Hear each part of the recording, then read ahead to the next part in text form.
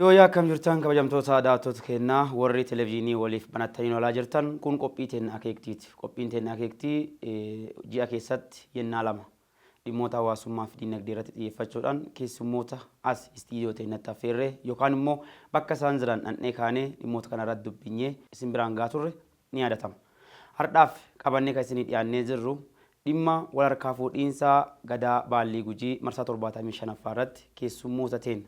Kanaan qara karaa adda addaatiin kabeettan kadhimama PhD kataan obbo Gololchaa Baallii dhaabbata kontumaaf daarimuu irratti walitti qabaa boordii ta'anii tajaajilaa kan jiranii fi itti aanaa walitti qabaa boordii Aga Foundation ta'anii uummata tajaajilaa kan jiranii fi akkanuma immoo hoogganaa dhaabbata kontumaaf daarimuu kataan ogeessa seeraa obbo Galchuu Boruu qabannee dhiyaannee jirra. Dhimma irratti haasofnu immoo dhimma gadaarratti. Dhimma gadaarratti hawaasni sirna gadaa dhiyoo tana geggeessaa ture jilarra ture ka isaan keessaa baan maalirra akka turan isaan waliin odeeffanna. Kaadhimamaa PhD obbo Gololchaa Baalliitiif akkanuma immoo ogeessa seeraa obbo Galchuu Boruu yaamicha keenya kabajanii asii waan dhaggeeffataniif maqaa daawwattoota waliif televezyiiniitiin guddoo isin galateeffanna. Galatoomnatas. Ayyee mee jilti akkan turte torbee kana guutuu uummata keessa dhalattan jilarra turanii isin immoo warra uummata san adda durummaan dura bu'ee qajeelchaa jiru keessaa tokko jila tanallee midhaasuu keessatti gahee olaanaa akka taphatanidha. Hordofaa akka turre waan ta'eef mee obbo Gololchaa sirraa eegala waan ta'eef jilti akkan turte. Yaa guddoo galatoomii waan asitti nu affeertaniif ulfaadhu wayyoomii jilti jila dansaa jila hosee jila akkasii addunyaa tanarratti takka dhaggeen beeku jila keessatti if dhaggitu eenyummaa ta'eet keessatti dhaggitu ka gujooma keessatti dhaggitu ka wayyooma keessatti dhaggitu ka waan dimokiraasii keessatti dhaggitu ka jaalala keessatti dhaggitu ka seera keessatti dhaggitu jila addunyaa tanarratti walgahii G8 fi G7 kamiyyuu geggeessee hin beekne ardaa jila ardaatti dhalanne keessa mi'ee bokkootti dhagginee dhunne akka malee gammannee akka malee jaalanne jechuudha. Ayyee akkamii hobba'ame obbo Galchuu Boruu. Yaa hayyee ulfaadha isin warri Waaliif TV carraa kana nuu kennuu keessanii fi gama kaaniin gara jilaatti deebine jilli akkuma abbaan addachaa jedhanii jila ajaa'ibaati jila akka malee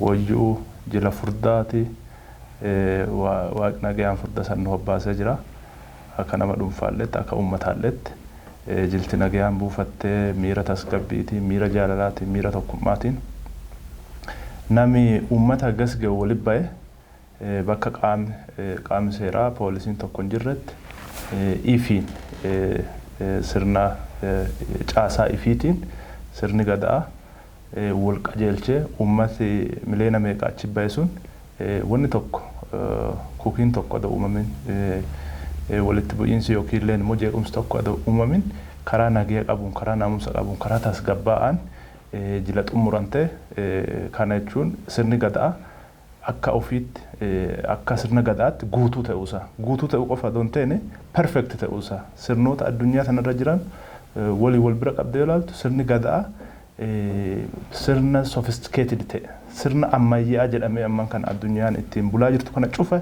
caalaa sirna wal dhabbii fi rakkoo tokkoon ala qophii hagas geettu assembly jechuudha general assembly waggaa 8 jechuudha yaa'i gumii waggaa 8 wal geettu sun nama hagas ga'u wal ta'ee nagayaan jaalalaan seera fi waan fooyyeffatee waan tumatee waan haaraa qabu gadi baasee abbaan gadaa warri baallee harkaa qabu warra itti aanutti kenne jila ajaa'ibaati nuti akka malee itti gammannee akka aadaa uummata keenya qabu eenyummaan uummata keenya hagama akkasiin boonsituu ta'etti hagama akkasiin addunyaaf fakkeenya ta'uu dandeettu waan qabatamaan itti argine akka malee waan nama gammachiisaa ta'e akka malee jila dansaa turte.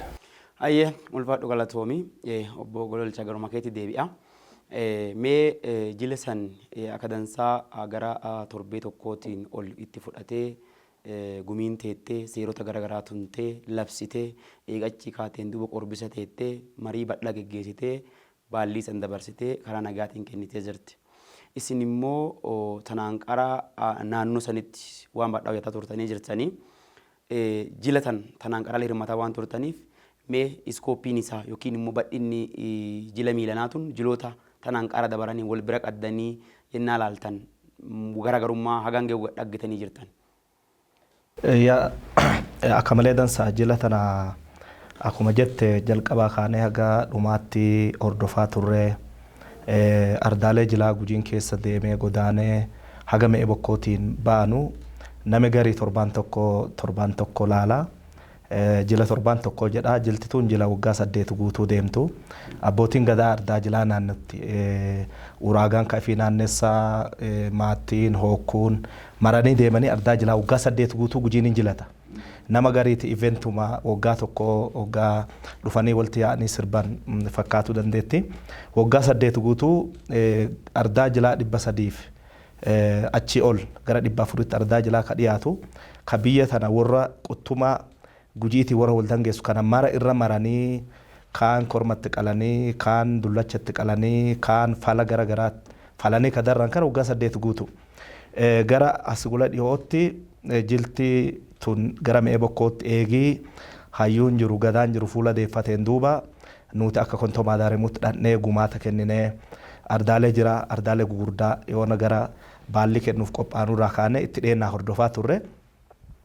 Gaafa hordonnu kana maan waan garagaraa wani dhaggaa turre aadaan gadaan jireenya ta'u waanuma gaafa jilti sun geettu dhufanii jilatanii horii qalatan adoon ta'eni gadaan hin godaana yaa'in godaana ijoollee fe'atanii godaanu loon fe'atanii godaanu bakka garagaraatti mana ijaaratu temporaarii mana gara gaggabaaba torbaan tokko ka qubatanu jira ji'a tokko ka turan jira.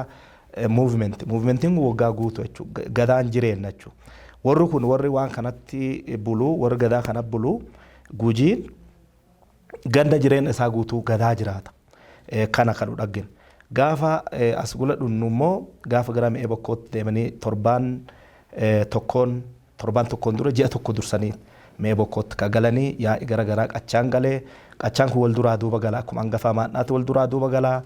Uraagaan achiin bahe ardaa kana qubadhi asiin bahe achi qubadheedhaa liid godhaa deema piraayim ministeerii yookaan walti qabaa abbootii gadaa haa Gujii hangafi isa waan ta'eef jechuudha. Kana itti dhiyeennaa hordofaa turre. Jila dabarate tanaa jiloota biraatti wal bira qabnee gaafa laallu duri jila tanaa Gujiin kibba Oromiyaa keessatti gosa guddaa gosa jabaa gosa aadaa fiitiin buluu yaa ta'u malee walti dhufeen Oromoon sirni gadaa kenna haa jedhanu malee waan Gujii keessa jiru gadi bu'anii beekanii jila tana itti hirmaataan turre mata qal'innaan namummaan hangafum Oromummaan dustee galteefi wanni kun kiyya jedhee nami itti hubatu dhaqaa turan bara kana wanni adda godhu tokko kaayi guddaan achi keessatti an dhaggee nami lafaa dhufullee wanni kun kiyya jechuu jalqabee jechuu ijoolleen lafaa dhuttu diqqaaf guddaan jiru wanni kun kiyya jechuu jalqabee jechuu hirmaannaa ati laaltu ka gadaalee kanaan duraatti wal bira qabdee gaafa laaltu saayizii isaa bal'inni isaa quttumi isaa hirmaattoti waan kana harka bacaa ede'ameera yaada harka bacaa ede'amee ardaan jilaa sun guutee addee quttumi suni hagas hin geettu turte kanaan dura jiroota kanaan dura warroota nuti amma gara gadaa sadiiti kan nuti hirmaanne gannuma kennaafu gadaalee saniin dura jiru sennaa gaafannu diqqa nami hagas hin gahu maaf nami guddaa waa fi kana gaafa jedhu Gujii martinuu numu dhufa amma kana ka adda ka godhu Oromoollee itti hirmaatu jalqabdeet jechuudha mootummaallee attenshinii kennuu jalqabeeraaf jechuudha kanaan dura Gujii qofatti dhufee sirna fi nami dhibiin beekuu baatima Gujii wama jireenya isaa waan ta'eef waa ittiin jiraatu waan ta'eef mootummaa isaa waan ta'eef bulchiisa isaa waan ta'eef sirna jireenya isaa waan ta'eef sirna bulchiisa isaa waan ta'eef waan san jilataa ture amma immoo nami dhibiillee itti dhufee laalee bal'ise jechuudha amma bal'attee waan kana kanaafuu tokko durii ijoolleen xixiqqoon dhalooti nami barate haganan ga'u jaarolee namoota gurguddaa warra jilaa hayyuu qachaa yaa asan qofa ture nama diqqa nama itti dhiyeennaan dhufu malee amma dhalooti jalaa dhufe kuni tokko dhalooti jalaa dhufullee waan kana midhaassa jechuudha Gujii waan jedhu loon jabbiin jaran jire loonii moteedha yaa'iin guddataa gadaan kennaa gaafa gadaa kennu akkasuma dhaa deema ijoolleen jalaa gaafa ede'aa deemtu lakkoofsi isaallee ede'e midhaagina isaallee hin bareecha jechuudha kanaaf jabbilee fi hawwichi loon gaafa walitti dabalan moonaan sun akkasiin bal'attu dhaggitee kana keessatti bal'innaa fi jaalalaa fi tokkummaa fi wanni kun kiyya attentionii jettu achi keessatti dhagginee nulli akka malee gammannee aga silaa wanni kun vaaluu dhugumaa waa Oromoo aga teete haga sirni kun sirna addunyaa irratti haga dhaladhe sirna akkasii dhaggeen beennetti namni haga siyyuun dhunde garuu haga dhufetti jila guddoo millions yoo miliyoona 5 haga 6 bara durii miliyoona 20 akkas irreechadhanii yoo akkasiin exaggerate godhuu baanneeyyuu miliyoona 5 haga 6 nama achi bayeera jedhee yaada kun immoo bareedinnaa fi wanni kun kiyya jechuu achi keessa dhaggineerra tana fakkaata jechuudha. Obbo Galchuu gara keetti dhufa. Dhaabbati isin hoogganaa jirtan dhaabbata ati adda durummaan qajeelchaa jirtu dhaabbata Kontomaa Daarimuu Allaans dhaadannoo isaa keessatti hawaasa ijaaruuf tattaaffannaa waan jedhu wayii harkaa turee jira. Hawaasa karaan ittiin ijaaran immoo bacaa jira. Sirni kun immoo bifa hawwataaf jaalala qabuun barnoota guddaa kennuun fixamee torbee tokko guutuu hawaasa achi bahee fedhiiwwan garaagaraa adoon calaqqisiisin kaayoo tokkoof hiriiranii sirni sun karaa dansaan dhumatee jira. Mee sirni sun akka fiixaan ba'uuf yookiin immoo milkaa'ee karaa ammayyaawaa ta'een akka hobba'uuf jiltis hobbaatee akka teetuuf dhaabbati keessan gahee maanii taphate isin immoo yennaa hirmaattan akka dhaabbata saniitti hirmaattan immoo akkamiin hirmaattan ka jedhu uummataaf ibsa. Akka hawaasaatti hawaasi keenya dhaabbilee jajjaboo hin qabu. Dhaabbilee akka hawaasaatti gaafa dhaabbilee jajjaboo hin qabne immoo wanni aadaallee ta'ii qabeenyi garaagaraa wanni ati qabdu tiffamee ijaaramee akkaataa dhaloota dabaruunitti turuu hin danda'u. Kanaaf dhaabbati uummata kana keessaa ba'e dhalattoota uummata kanaatiin hundeeffamee waan uummata kun qabu aadaa jeebantitti kalee jirtu san dhalooti itti aanu akkasiin dhaloota itti aanutti dabartu hojiileen garaagaraa hojjetamuu qabdi. Kanaaf dhaabbata ijaaramuu qaba jedhamee namooti walitti dhufee dhaabbata kana bu'uuresse. So dhaabbata kun haga bu'uureffamee jalqabe bifa garaagaraatiin hojiilee garaagaraa hojjetaa turee jira. Gama aadaatii fi sirna gadaatiin waa wal qabatuun karoorri bal'aan yaadota gurguddoon hin jiranii.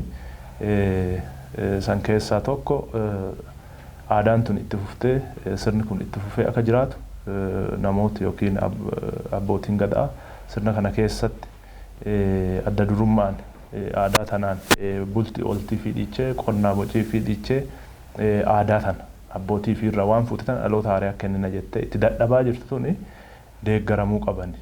Yaadaan isaan bira dhaabbatuun hin barbaachisaa, humnaan isaan bira dhaabbatuun hin barbaachisaa jedhee Kontomaa Daarimuun yeroo garaagaraatti abbootii gadaa ta'ii abbootii yaa bifoota garaagaraatiin hin jajjabeessaa biraan dhaabbataa. Abbaa gadaa Gujii duri seenaa keessatti ennaa dhageenyu abbootiin gadaa akka malee kunuunsa qaban.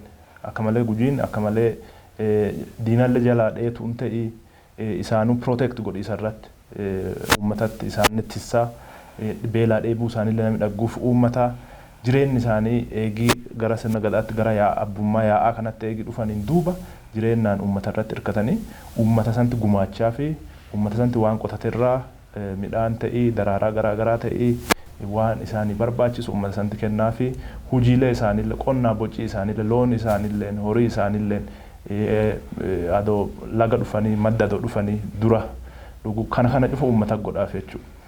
So amma eegii ammayyummaan tun dhutte hagiin tokko namillee xiqqoo yeroo wayii gaappiin wayii uumameera. Nami akka duriisan abbootii gadaa bira dhaabbatuun sirna kana jabeeffatuun hagiin tokko laaffatee ture. So Kontomaa Daarimuun ifillee bifa garaagaraatiin abbootii gadaatti gumaata kennuun namootillee immoo akka abbootii gadaa cinaa dhaabbatan gumaata akka kennanuuf akka wanni kun waan kiyyadhanii deeggaran hojii fakkeenyummaa qabdu hojjetee jira. Gara fuula duraatti illee cimsee itti fufaa jechuudha. Kaabaalli wal harkaa fuudhinsa 75 kanatti ennaa dhunnu Kontomaa Daarimuun akka namni kenna tokkummaan sirna kanatti hirmaatee jila tana bareechifatu qaamolee garaagaraa dubbisuun waan danda'u karaa garaagaraatiin godhaa turee jira. San keessaa tokko tuuta garee manaajimentii dhaabbata ol aanaa irraa kaasee artistoota dabalatee namoota barreessitoota seenaa qabatee namoota keenya biyya ollaa keessa jiraatan biyya Keeniyaa keessa jiraatan deemee dubbisuun isaanillee jajjabeessuun akkasuma immoo akka isaanillee jila kanarratti hirmaatan affeerraa godhee fi warri sunillee dhufee jila kanarratti hirmaatee jira. So kana wanni goonuu fi sirni gadaa biyya keessatti as qofatti nuti kabajnu doonteen sirna gadaa Oromoon marti addee jirtu. Ka fagoo qubatu ka dhiyoo qubatu marti itti hirmaatee sirni gadaa kabajaaf bakka isaa malu akka dhaggatu UNESCO irra galmaa'ee jira. Dhuga UNESCO irra galmaa'uun qotti gahaa miti. Itti hirmaatuun nami wanni itti hirmaatanuuf tokko eegii dhufichaan dura miirri jiruu fi dhufichaan duuba miirri jiru garagara.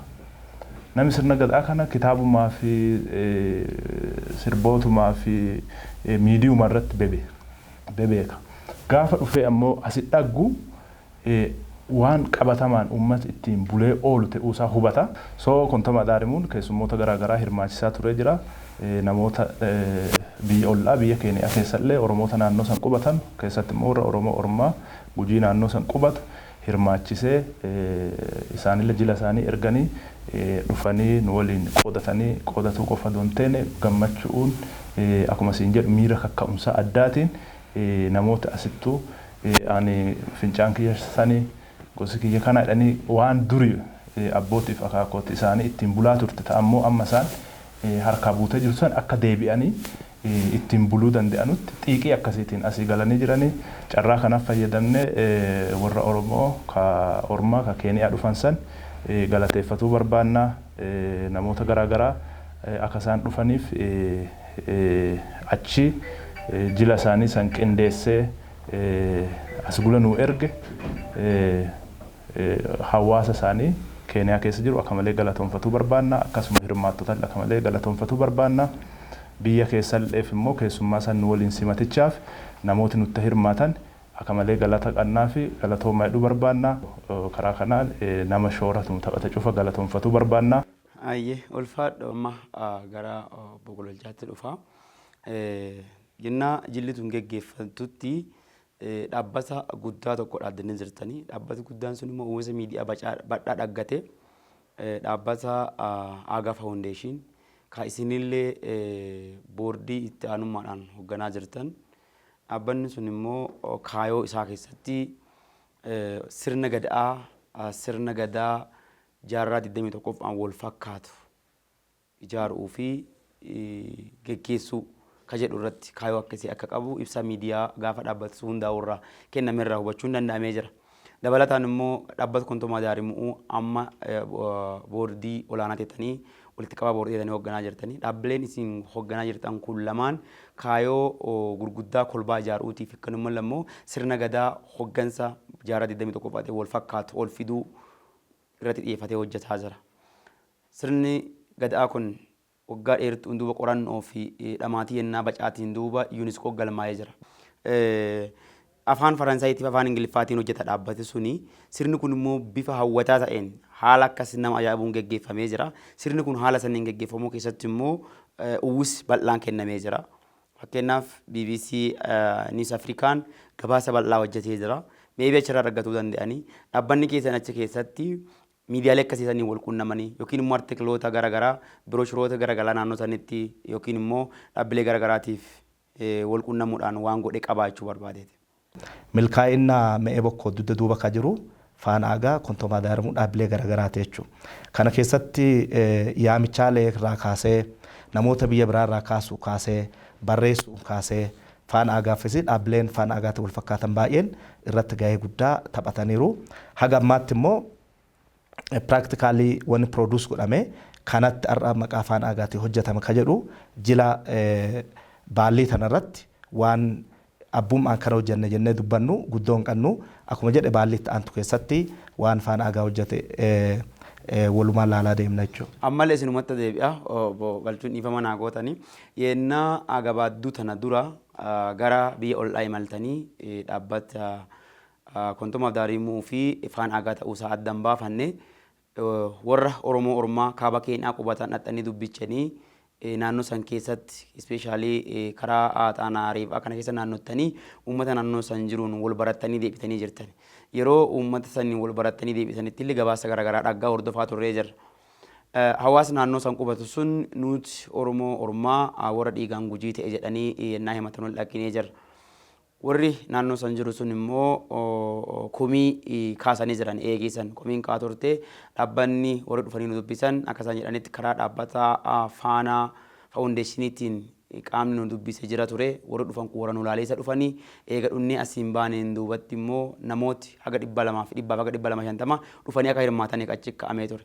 Garuu immoo wanni sun guutumatti hin teene sirna kanarratti nama gara 20 hin caalle dhufee hirmaate. Wanni sun maanirraa kaatee maanirraa uumante waan achi hafe sun maani wanni isin agartan. Nuti gaafa tiimii kana natti fuudhee Keeniyaa geesse board chairman Kontoma Daremuuti tiimii kana gaafa organize goonu tiimii Gujii bakka bu'u jennee yaadna. Karaa biraatiin immoo Kontoma Daremuu bakka bu'a jennee yaadna. Maafi Kontoma Daremuun nama keenya ka biyya san jiraatu interview godhee namni kun an akkasii gosa Ormaati Gujii gaafa nuun jedhu kada Gujiin hin jira Oromoon hin jira biyya biraa keessa.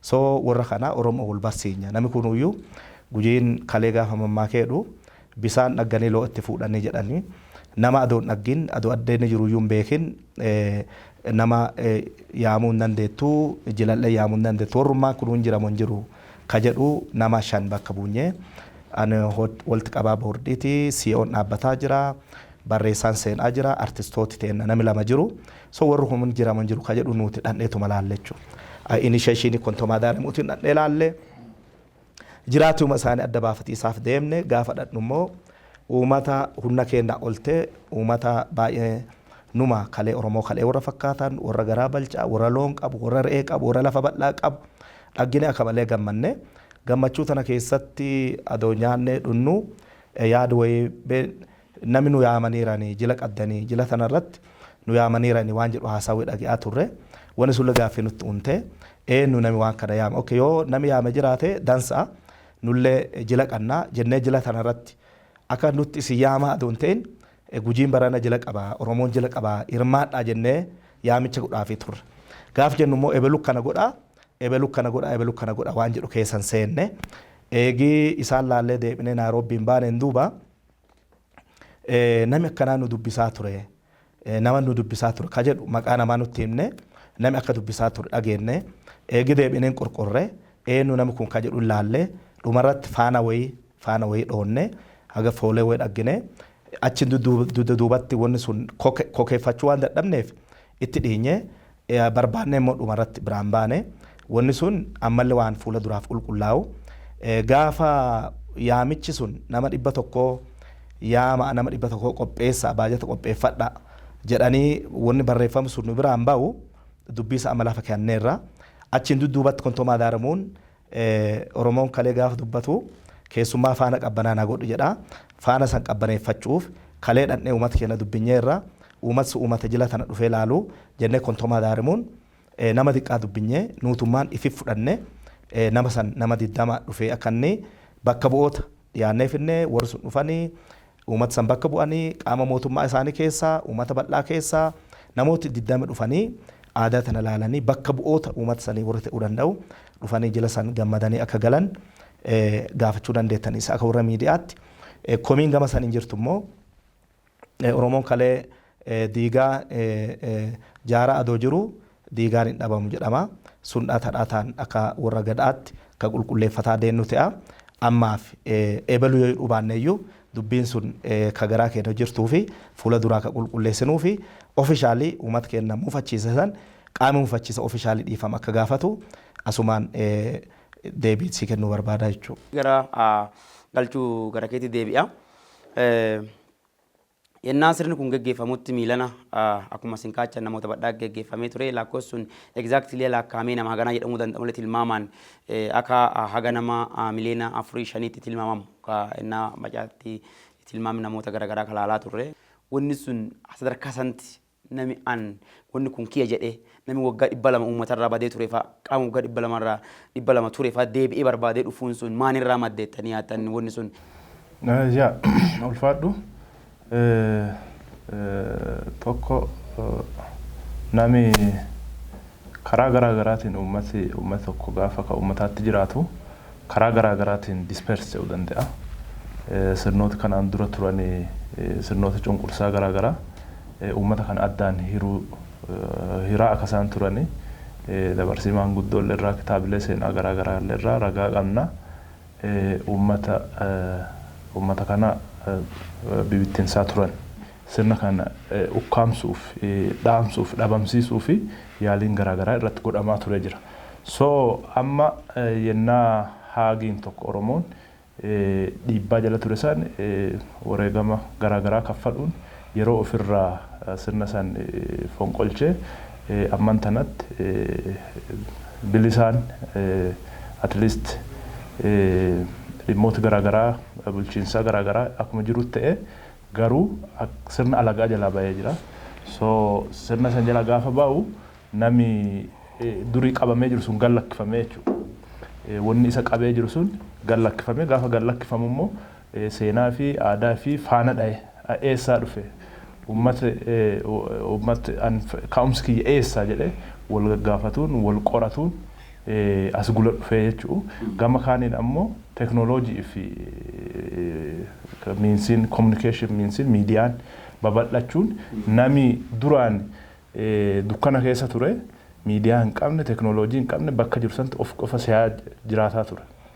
Gaafa gujiin bal'aan godinaalee gujii keessa jira dhaga'u inni sun afaanillee haa dagatu aadaan irra haa badduuti malee bakka waan dabarsiin dhaga'aa ture san amma miidiyaan teknooloojiin babal'achuu miidiyaan babal'achuun wanni jedhee jira.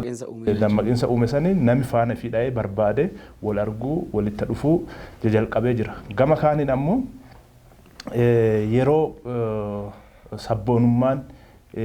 sabboonummaan Oromoo sabboonummaa mormii irra gara sabboonummaa bulchiinsaatti ceete waan ta'eef so nami gaafa immoo sabboonummaan gaafa sadarkaa guddaarra geettu nami durii sababa tireetii garaagaraa sodaa garaagaraa sirnoota garaagaraa irraa qabu ifi himanne amma ifi himatu jalqabee karaa kanaan nami wal barbaadee walitti dhufuu jalqabee so nulleen akka dhaabbataatti karaa keessaatillee namooti garaagaraa bakka garaagaraa quqqubatu nama ququnnamaa nu qofa doonteen namoota jaarsa biyyaa abbootii gadaa abbootii qabeenyaa garaagaraa dudubbisaa nami walitti dhufuu jalqabee hawaasa keenya godinaalee gujii keessa qubatulleen bifa garaagaraatiin garee hundeesse fakkeenyaaf uummata kibbaa kan naannoo kan baataa fi alaabaa qubatu dhaqanii dubbisanii laalanii isaanillee simatanii gara magaalota akka Bulee Horaatii fi akka Shaakkisoo falletti qophii garaagaraa godhanii fi akka isaan dhufan godhan.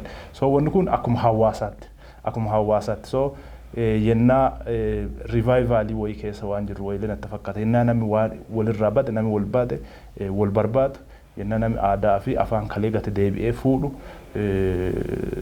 keessa jirra. So kun qabsoon Oromoo sadarkaa qabsoo mormiirraa gara sadarkaa qabsoo deebi'anii waan mormii keessa dhaban waan garbummaa keessa dhaban san amma deebi'anii constructive stage irra waan ga'e wayiin itti fakkaata. So akkanumatti sababa ta'ee dhiyaata. Ayyee galatoomi obbo Gololcha gara keessatti dhufa amma mee achi keessatti yeroo Oromoon Gujii sirna baallee wal harkaa 75ffaa karaa dimokiraataa ta'een adoo rasaasa tokko dhugatin adoo wal dhabdeen hin jiraatin adoo wal mormiin hin jiraatin ifaan ifatti guyyaan baay'ee aangoo walii dabarsanii maan irraa baratan warri bulchiinsa ammayyaa keessa jiran sirna kanarraa dhiibbaa akkamii qabaata barnoota akkamii kennattanii yaaddan? Dhugumaan dimokiraasii gadaan dimokiraasii ta'uusaa achitti dhaggine jechuu tokko barreeffamaan dimokiraasii nuti we have been learning about democracy for last 20 years so boodni keessa modern science keessa laalle we had like very good constitution kabetta waan takkatti keessa gattu hin dhaggine guyyaa shan actual achi bulee nami tokko wanni akka malee na wanni achitti wanbadanu adoo moobaliin badde adoo birriin badde nama hagas geewu keessaa nami barbaadee fuudhee arda dhaqee hayyuu kenna barbaadanii kennanii jechuudha. Nami qawwee qabu hin jiru nami meeshaa qabu hin jiru ulee qal'oo jal'aaba qabatee yaa'a ulee sunuyyuu nama dhoottu yoo nama dhootte galanii qalatan ulee sanuu akka dhagge ulee sanuu jal'aabi nama dhawu nami ulee sun dhootte galee qalata yoon qalati waggaatti hin deebu wanni sun mataa isaa sirnummaan kabaji sunuu mataa isaa dimokiraasii ta'uu dhaggisiisa jechuudha. Hanami adoo hiriiriin jedhin adoo loliin hiriiri hagas gehu ka durraa asiin ka ijoollee asiin ka hayyoo asiin kun mataa isaa justification dimokiraasii dhaggisiicha. Akkamitti warra amma biyya bulchu bulchiisaa wal bira qabdee gaafa laaltu bulchiisa addunyaatti wal bira qabdee gaafa laaltu maa irraa baratu ka jetteefi wanni aangoon tuni akka malee mi'ootti gaafa kennu jiloomaan dholle gaafa kennu gammadee kennaa ture hin dhaamatee kenne gaaroon tiyyaa baalliin teeti jedhee gaafa kennu hin mi'ootti adoo mi'oottu jecha dimokiraasii jedhu san dimokiraasummaa san itti maqaa dimokiraasii jedhu san eegiisaaf malee keessatti namni kamiyyuu namni wanni kabaja qabdi nama gulan abbaan gadaa kophaan deemu gareen deema abbaan gadaa kophaan lembulu gareen deema jal'aaba qaba nama uleerraa fuudhu jira nama fardarraa odolcha isaa irraa fuudhee onneedhu jira hin mi'ootti kabaja guddaa qaba yoo baatuu ta'e akkasuma kabaja qaba waa gana mi'aawu kana ka Oromoon kalee waggaa 600 dimokiraasii Ameerikaa doon dhufeen ka ittiin buluu jalqabe kana isiisa itti fufsiisaaf ka gadaan Oromoo kana godhuuf jechuudha. Warri dhibiilla adoo as gula dhufe dansaa neyaan dhufee adoo irraa barate dansaa jenneyaan nama ganamaan White House keessaa ba'ee kootti galli jedhee palaasii nama seensisu sirna gadaa Oromoo keessatti dhaggine. So addunyaan tun dhuttee keessattuu Afrikaan warri kun wayya Euroopiif Ameerikaa wayya warri Afrikaa dhufee yoo irraa barate ilmaan abbaa gadaa akka ilmaan abbaa gadaa sanitti baallii kennanii warri uummata kiyyaa dubbadhadhus warri aangoo qabaa karaa kanaa uummata kiyyaa hojjedhadhul warri kun lamaa walitti dhufee waliin mar'atee piraaktisii gadaa san akka gadaan nagateet akka gadaan jaalalateet akka gadaan nama dhuunfaati oli gadaan sirna gadaa uummata bal'aa uummata saniif jedhee jiloomaan dholle kennaa jechuudha. Sirnattuu isa dirqisiisa. Yoonni hin kennu dhallee hayyuutti waan jedhu beeka. Kana waan ta'eef warri gadaa modern palaasii keessa warri jirullee akkaataa san yoo fakkeenya isaan godhatanii dhufanii irraa baratanii wanni sunuyyuu hagam jedhanii akka dansaa adoo baratanii gorsa kennuu barbaada. Akka gadaa roobaleelletti akka nama baallii nama teennaalletti waan kana baallii tana keessatti akka namni baratu jechuu barbaada galatoom. Yaada diqqaa naa hafa jettu galchuuni hin kaachaa achi duban cufanna saatiin teena dhumatteetti naan jedhaa jiran waan ta'eef. Sirna gadaa kana keessa dhugaan jiraachuun divine power wayyoomi kun waa waaqaa wal ta'e jiyaati. Dhugaan keessa jiraachuu abbootiin gadaa ennaa kennanu baallii yookiin aangoo jibbaniitii miti. Garuu sirna isaan qabu jira. Aadaa isaan qabdu jira. Kun cimina sirna gadaa mul'isa. Ani adoo diktaaterin ta'e yookiin mootummaa abbaa irree hin ta'e gadaa hin kennu adoo jette hin dandeettu jechuudha. Siistemiin sirnichi si eeyyamu. Sirni waan si eeyyamneef bitantee aadaa sanii bitantee sirna sanii bitantee kennita jechuudha. Kuni sirnoota amma rakkoolee garaagaraa biyyoota Afrikaa kana keessatti namni aangoo tolaan walitti hin kennu wal dhabaa waraanni ka'uuf sirni akka dansaa sirni ijaarame hin jiru. Tokkoffaa Afrikaan adoo sirna amma Afrikaa keessa jirraamutti nutillee Oromiyaa fi Gujiillee Afrikuma keessa jirti beekta. Adoo sirna jeebanticha ganamaa kana fuunee sadarkaa Afrikaatti akka addiitti yookiin akka biyyaatti adoo isa itti fayyadamne sirnoota warra lixaa kanarraa warra westernii kanarraa fidnee sirna kooministii illee teessee mootummoota dargiin falle sirna kooministii yaalanii Raashiyaa fi Chaayinaa maaliif irraa fuudhanii sirni immoo diimokiraasii amma warra westernii Yurooppii fi Ameerikaa irraa fuunu kunillee Afrikaa keessa yoo dhufu rakkoo horata. Maan jennaan inni asitti waan transplant ta'e waan dhufe malee waan asii atiif keessaa baafattee muti. Adoo isa asii qaddu kana fuutee ittiin bultee wal dhabe hagana ge'ulle uumamu jeequmsa hagana ge'ulle uumamu rakkoo hagana geettulleen hi uumamtu turte silaa biyyoota Afrikaa tana keessatti. So Afrikaan biyyoota Afrikaa tun gara sirna ifiitti gara aadaa ifiitti haa deebi'anuuti.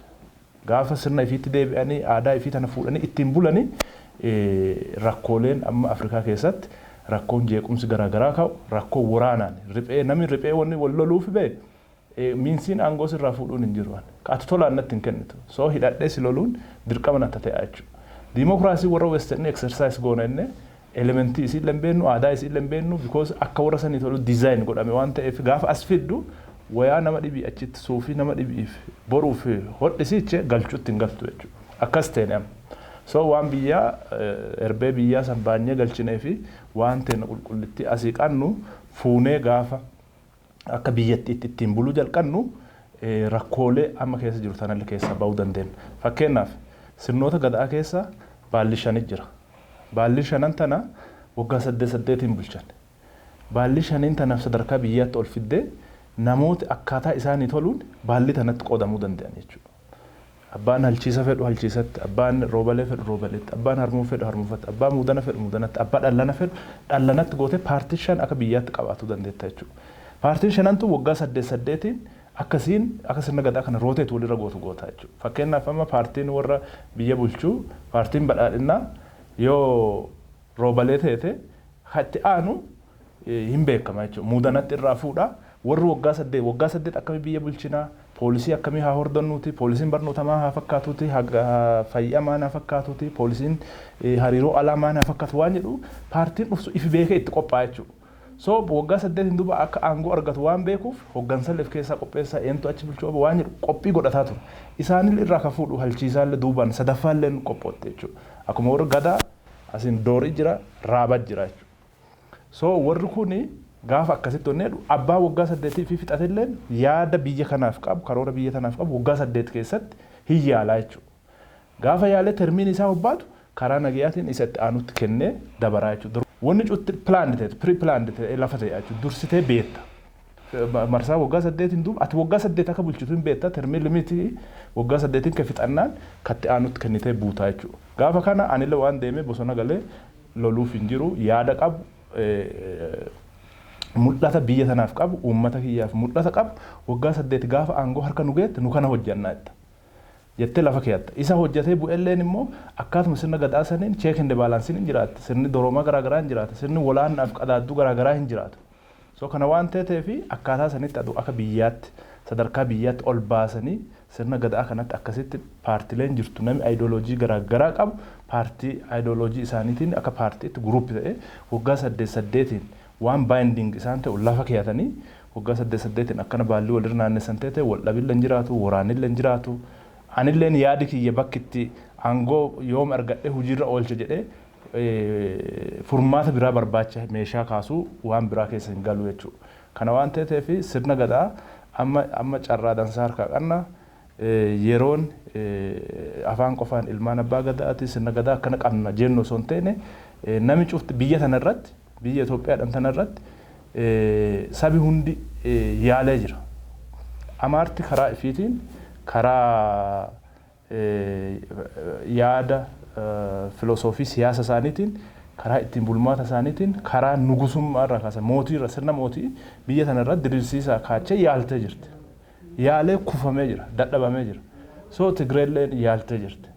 Amma termii Oromoon yaaltu. An akka Oromootti akka nama Oromoo tokkotti Oromoon sirna gadaa kana fiddee biyyatti fiddee yeroo termii Oromoo kanatti osoo yaalchisanii biyyi tun hin milkootti biyyi tun illee ceeti jedhee yaada. So naannawa rakkoo naannawa siyaasaa jeequmsa siyaasaa akka biyyatti itti qabnu cufa waan avoid nu godhaati. So illiitiin Oromoo hayyoota Oromoo instituutioniiwwan Oromoo instituutioniin qorannoo garaagaraa ka Oromoo bifa riisarchiitiin qoratamee gadaan gabbifamee akka naannoolletti akka mootummaa federaalaalletti sirni gadaa akka yaalamu akka biyyaatti Oromoon adoo tokkummaanii puush godhee sirni gadaa nuuf Itoophiyaa keessa gaafa hojiirra oolu biyyoota Afrikaa dhibiillee ce'uu danda'a. So kanaafi yeroon kun yeroo itti Oromoo alternativein biyya bulchuu qabdu. Oromoo alternative is the best alternative is gada. So akkasitti recommendation akkasii qaba. Akkasitti namichotti institutioniin Oromoo hundi irratti hayyoota siyaasaa Oromoo hundi irratti hojjetanidhani. So alternativein Oromoo gara Itoophiyaa fayyisuutti gara Itoophiyaa ceesisuutti deemuu danda'a abdii jettu qaba ulfaadha. Ayyee ulfaadha galatoomaa sa'aatiin teenya kan malee jalaa deemte akka dansaa sin dhageeffatuu barbaannee turre akka dansaa adootti nufuuftanii feena turre waamicha keenya kabajanii qophii teenya keektii sanarratti yaada badhaa kana nu qooddanii maanummaa mi'ee bokkoostanii jila miilana gujii irra ture tana ibsa bal'aa kana waan nu kennitaniif maqaa daawwattoota waliif TVT fi akkanumaan immoo uummata bal'aa Oromootiin hedduu sin galateeffanna. galatooma ulfaadha.